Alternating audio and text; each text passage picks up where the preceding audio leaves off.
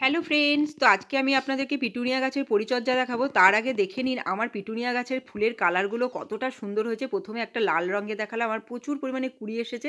তারপরে হচ্ছে গোলাপি রঙের ফুলটা দেখাচ্ছি। এরপরে যে কালারটা দেখাবো সেটা কিন্তু অসাধারণ। আর এই যে ফুলগুলো দেখতে পাচ্ছেন, এই ফুলগুলোর মধ্যে পুরনো ফুলটা যেটা হয়ে যাবে সেটা কেটে কেটে বাদ দেবেন, তবে গাছ ঝাঁকড়া হতে থাকবে। তারপরে দেখুন এই যে এই কালারটা হয়েছে, এত অসাধারণ দেখতে হয়েছে, মানে পুরো বেগুনি, ডিপ বেগুনি রানী কালারের মধ্যে হয়েছে। দারুণ একটু আনকমন কালারটা। আর প্রত্যেকটা পিটুনিয়া গাছে সুন্দর করে গ্রোথ নেওয়া শুরু করে দিয়েছে। আর আমি তো মিলিয়ে মিলিয়ে খাবার দিচ্ছি। আর শীতের ফুল গাছে আপনারা যদি উল্টে পাল্টে খাবার দেন, তবে গাছের মধ্যে ফুলও যেমন বেশি হবে, গাছের গ্রোথও খুব ভালো হবে।